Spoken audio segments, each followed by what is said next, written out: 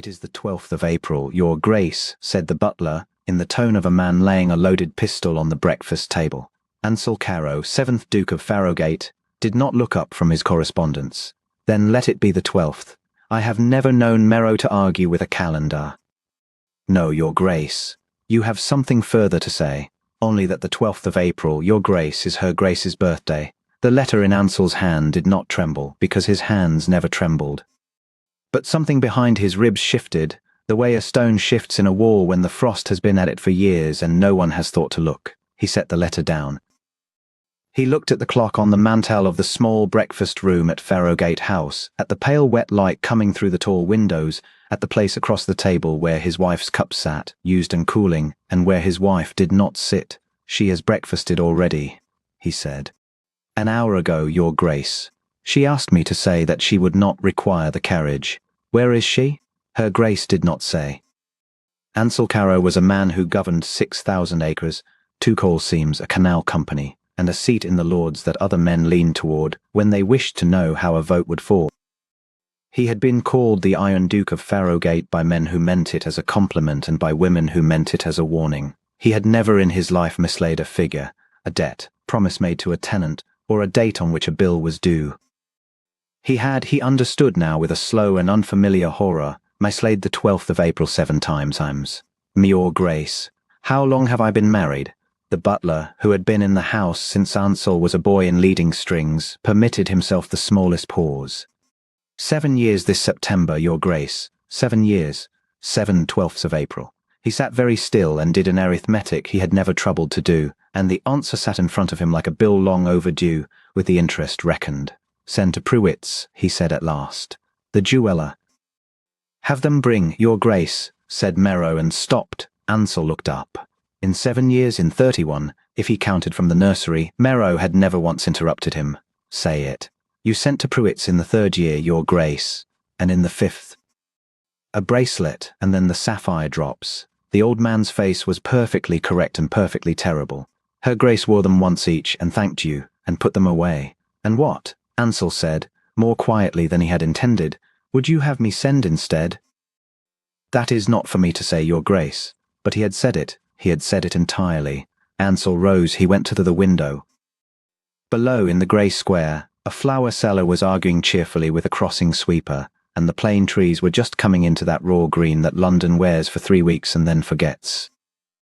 Somewhere out in that city was Thomasin, and he did not know where, and the not knowing had a new and appalling weight to it, because he realized, standing there, that he had not known where she was for a very long time. He had married her in the September after his father died. Because the estate wanted a duchess, and because Thomasin Vale, of a good poor, unfashionable family in the north, had looked at him across a crowded drawing room with an expression of frank, quiet amusement, as though she saw something in him that the rest of them did not, and had not been afraid. He had thought, then, that he had years. He had thought that a man builds first and lives after. He had put the living aside the way a careful man puts aside a bottle, meaning to come to it. 7 years. 7 bottles laid down and never opened. "Mero," he said, "cancel the Lords." "Your Grace, the canal bill, cancel it." He heard the door close behind him and stood alone in the breakfast room with his wife's cooling cup, and he could not for the life of him have said what she took in her tea. She had not always been out. That was the part that had teeth. In the 1st year, Thomasin had waited. He remembered it now the way a man remembers a room he walked through with his mind elsewhere, and only afterwards, years later, recalls what was in it. A table laid for 2 in the long dining room at Farrowgate Court, candles lit. A dish of early strawberries she had gone herself to the succession houses to beg from the gardener. He had come in at 11 from a meeting with the canal company's surveyors, seen the candles guttered down to stubs, and thought absently that the household was extravagant with wax. She had come to the door of his study in her good green gown and said, "It is my birthday." And he had said, he could hear himself say it, in the flat, kind, reasonable voice that was the voice he used for everything, and that he had believed all his life to be a virtue. "Is it?" "Then many happy returns, my dear. I have the Ledbury survey to sign before the post." She had stood there a moment. He had not looked up. He had heard the door close, and had thought nothing at all. In the 2nd year she had gone to bed early. In the 3rd he had sent the bracelet. In the fourth, he had been in Yorkshire and had written her a letter about drainage. In the fifth, the sapphires. In the sixth year, he realized, standing at the window with his hands behind her, she had not mentioned it. That was the year she had stopped. He went up to her sitting room. He had not been in it, he thought, since it was papered. It was a small room at the back of the house, over the garden, and it was not at all what he expected, and the discovery of that was like a hand laid flat against his chest. There was no idleness in it.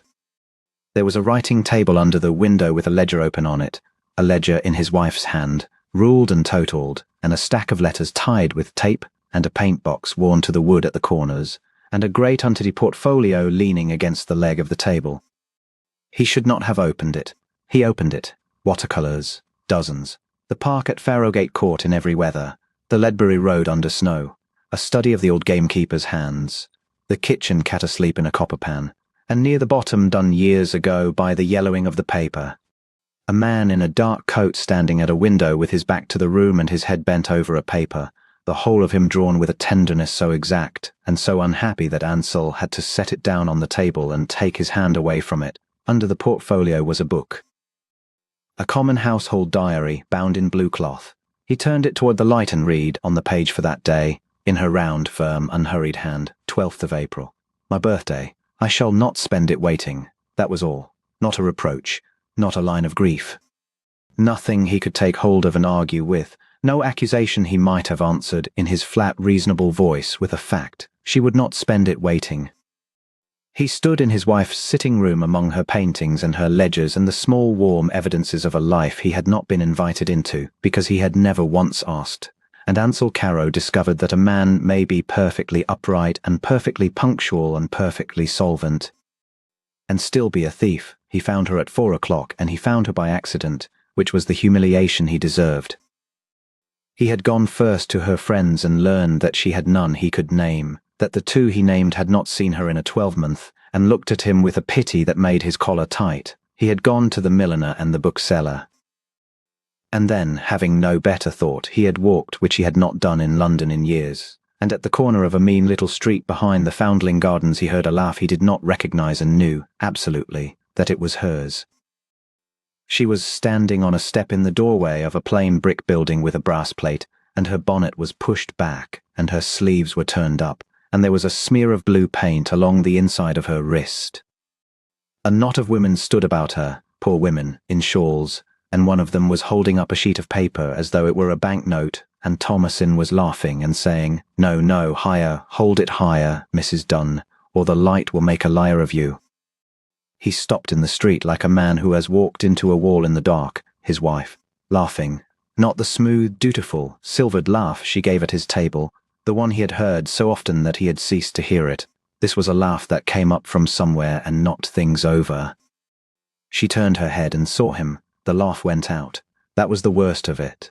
Not anger, not tears. The light in her face simply drew back, polite, the way a servant steps out of a room when the master enters, and left a well-bred stranger standing on the step.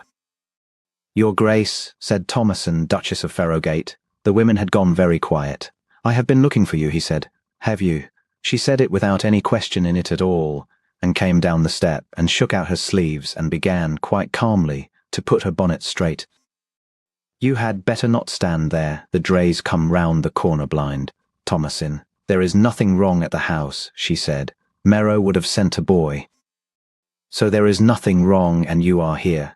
She looked up at him, and for one instant something moved behind her eyes, something that might have been the ghost of a hope so old had grown thin. "You have remembered." "I have remembered." "Ah," she said. And she smiled, a small, kind, dreadful smile. 7 years is not so long. Some men take longer. "Let me take you home." "No, I thank you." She drew on one glove. "I am engaged this evening." "Engaged," he repeated. "Mrs. Dunn's daughter is to be married on Saturday, and there is a great deal of stitching that will not do itself, and afterwards there is a supper, and it is only bread and cheese and a very bad ham, and I would not miss it for the world."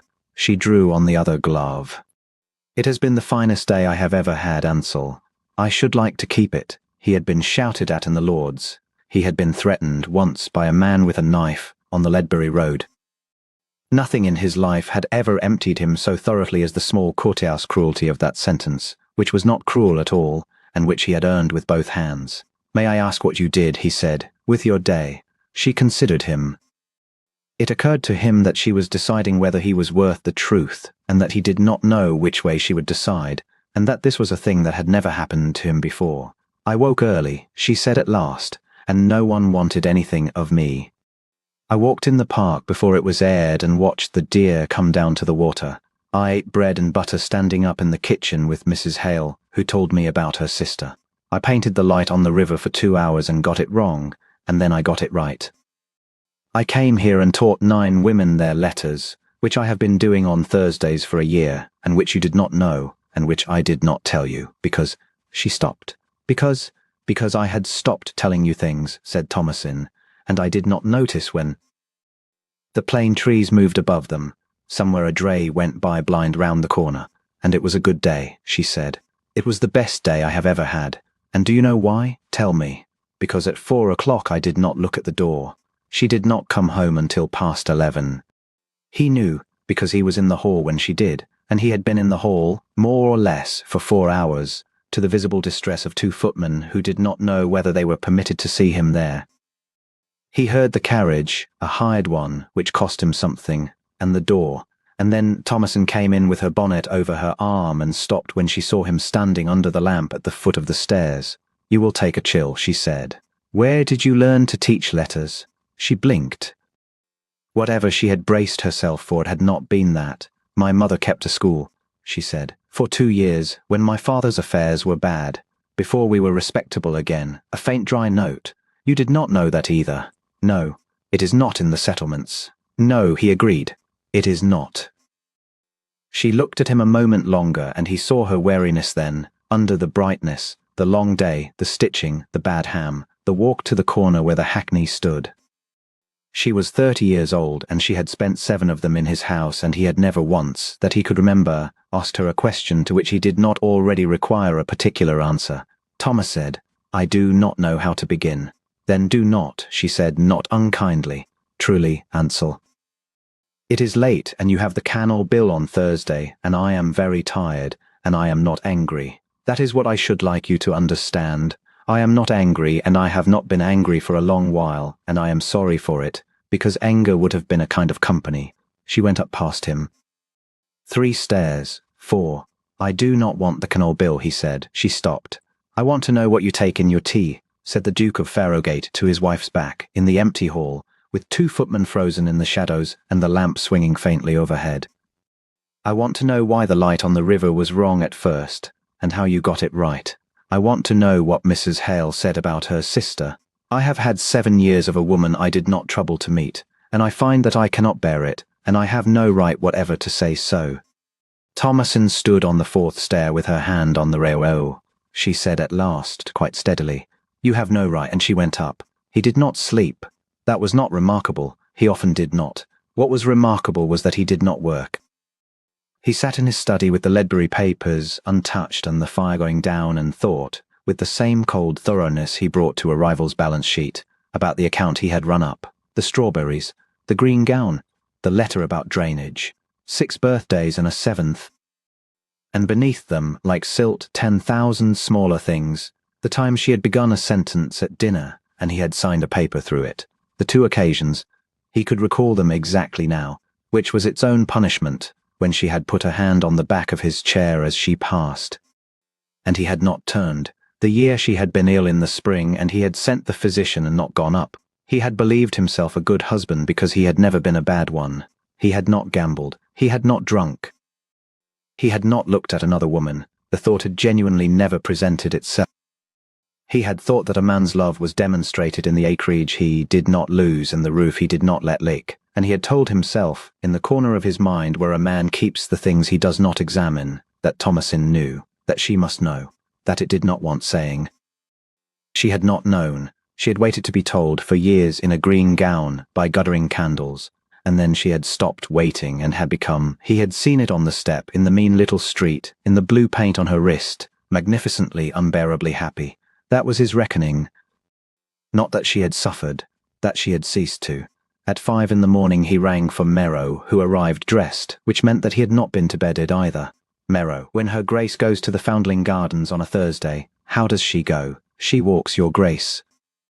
There is no carriage ordered for her. There are 4 carriages in this house. Yes, your grace. Ansel absorbed that. Has she asked for one? Her grace does not ask for things, your grace.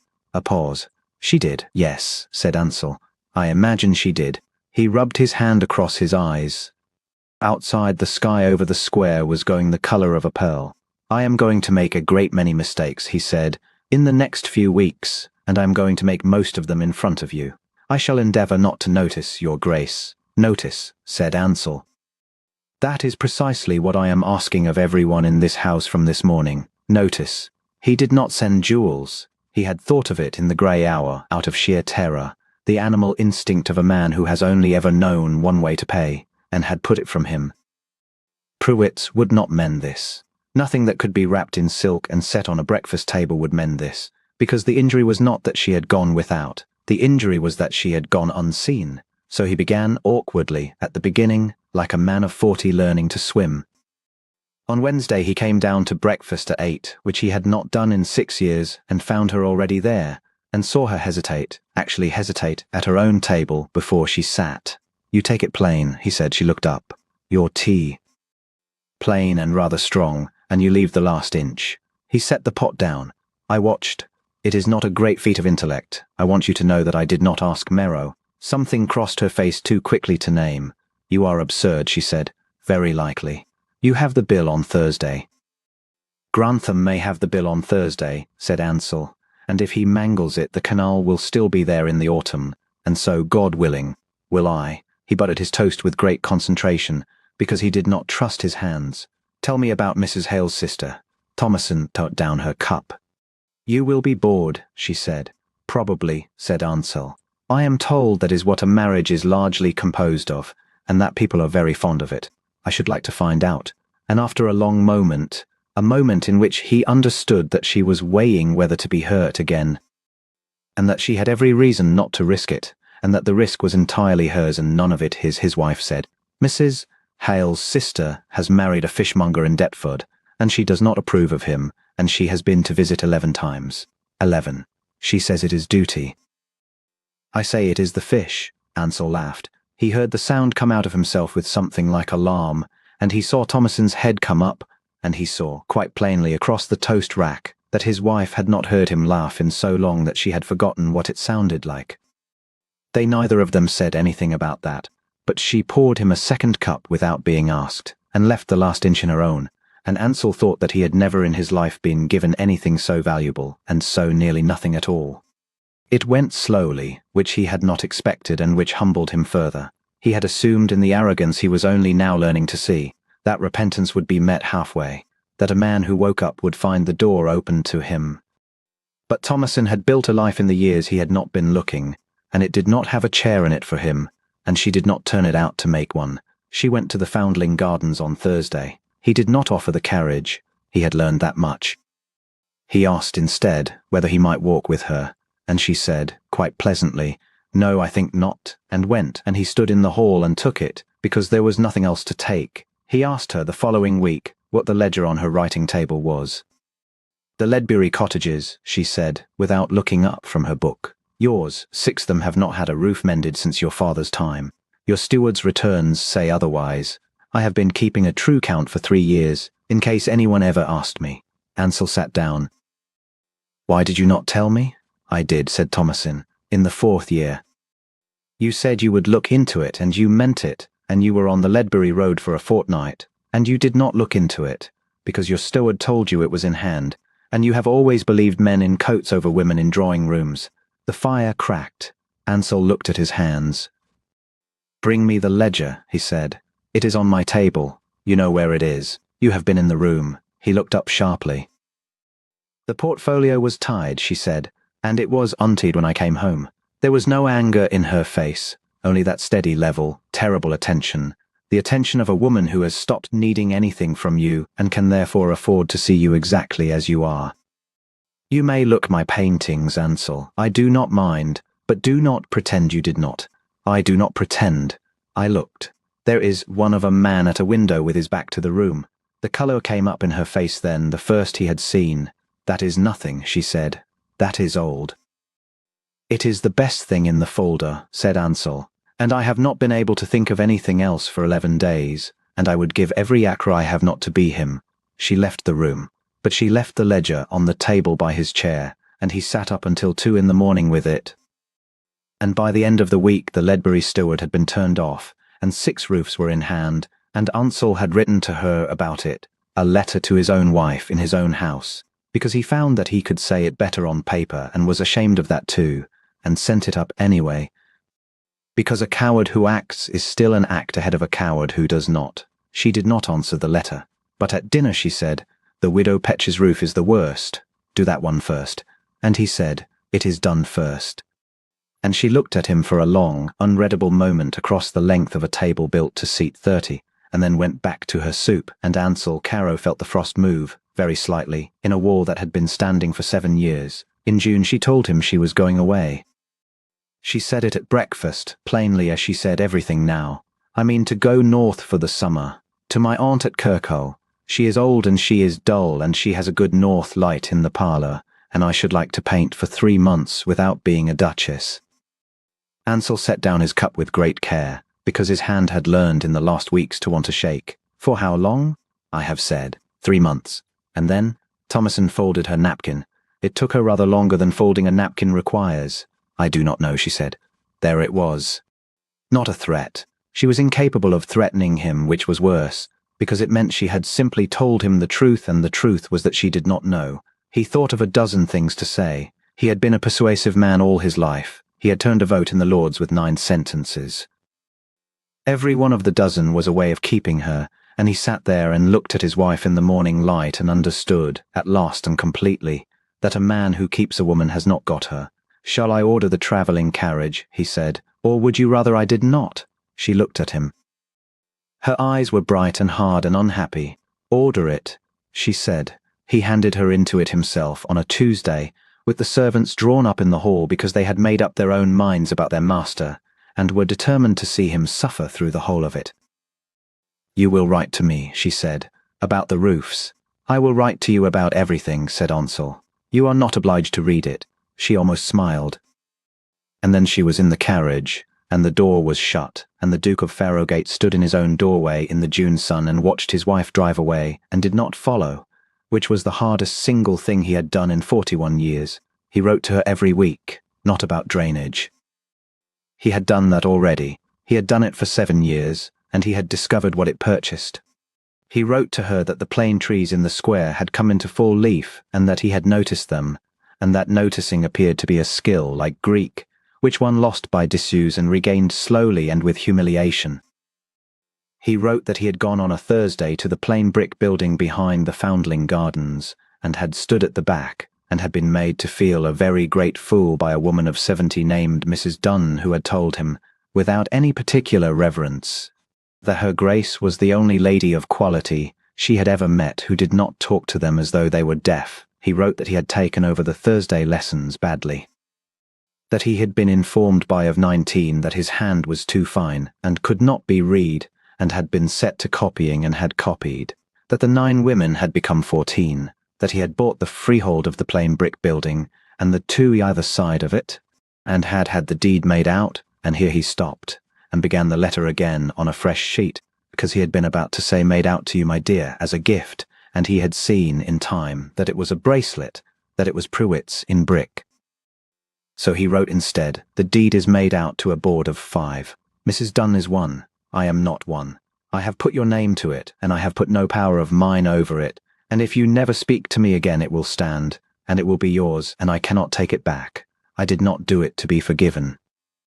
I did it because you were right and I was not, and a man ought to pay what he owes even to a creditor who has stopped presenting the bill." He did not ask her to come home, not once in 11 letters. She wrote back to the 4th, 3 lines about the North Light and 1 about her aunt's cat. He read it 200 times. She wrote back to the 7th, half a page. To the 10th she did not write at all, and he lay awake and told himself that he had built the whole of his life on the principle that a debt honestly owed must be honestly paid however long the payment took, and that he would go on paying it until he died, and that this was not a bargain because he expected nothing, and that expecting nothing was, he suspected, the first honest thing he had ever felt. She came home in September, on the day of their anniversary, and did not mention that it was. Neither did he. He had learned that much, not to snatch. She looked well. She looked, if he was honest, and he was learning to be, at some cost, better than she had ever looked in his house, brown from the north and stronger, and with that ease about her that he had first seen on a doorstep in a mean little street. She had brought 40 canvases and a great many opinions about her aunt. At dinner she told him about them, and he listened and asked, and she answered, and the length of the table between them seemed to him the exact measurement of everything he had wasted. "Ansel," she said, over the fruit. "Mrs. Dunn writes to me. She says you cannot form a legible letter and that you are the humblest man she ever taught anything to. She is a tyrant. She says you come every Thursday, even in August. There was no one else to come," said Ansel. "That is not a virtue. It is only arithmetic." Thomason turned her glass by the stem. "I did not expect you to last," she said. "I want you to know that. I expected 6 weeks and a letter about drainage and then a bracelet." "Yes," said Ansel. "So did I." She laughed, the real one, the one that came up from somewhere and knocked things over, and he closed his eyes for a moment because he had waited 7 months to hear it in his own house. "You are not the man I married," she said. He said, "I am sorry to say that the man you married is precisely who I was, and I have spent a year finding it out." He looked down the table at her. "I am not asking you for anything. I want that understood, because I am not a subtle man and I would rather be plain. You do not owe me a marriage. You owe me nothing whatever.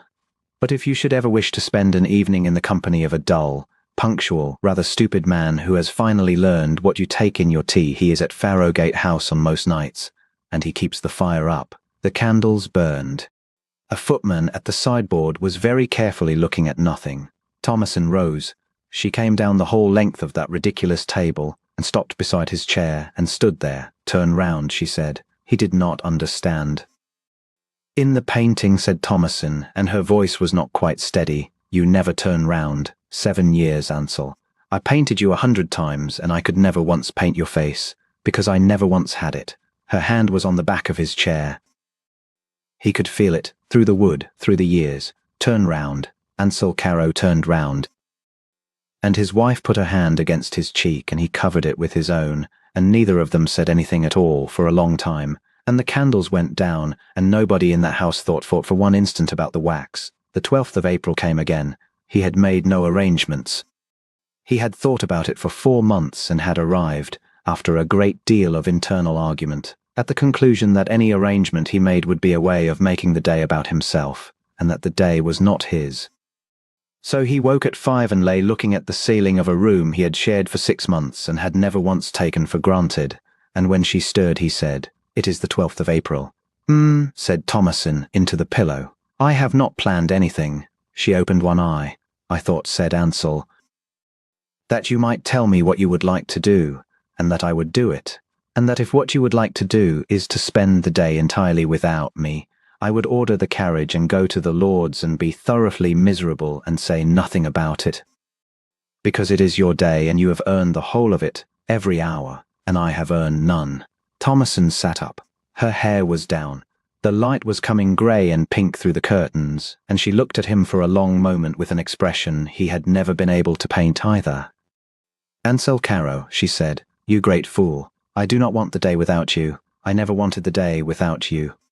I wanted the day with you, and when I could not have it, I made it a good day anyway, because I refused to spend 1 more year sitting in a green gown watching a door." She pushed the hair out of her eyes. "That is not the same thing at all." He could not speak. "Get up," she said.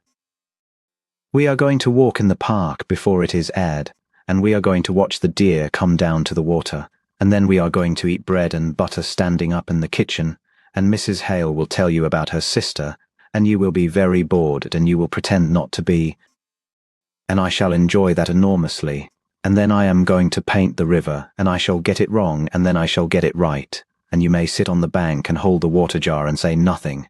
"I can do that," said Ansel. "I am extremely good at saying nothing."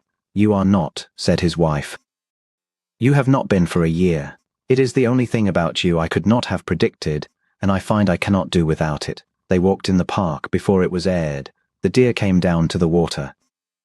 He held the jar, and she got the light wrong, and then, at 2:30 in the afternoon, with her tongue between her teeth and blue paint along the inside of her wrist, she got it right.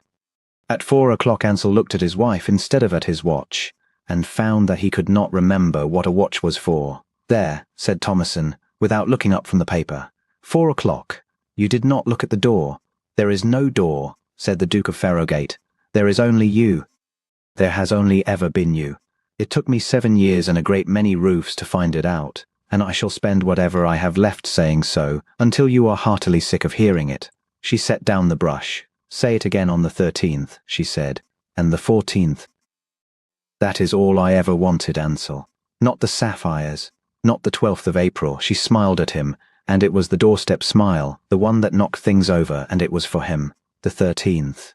He said it on the 13th. He said it on the 14th.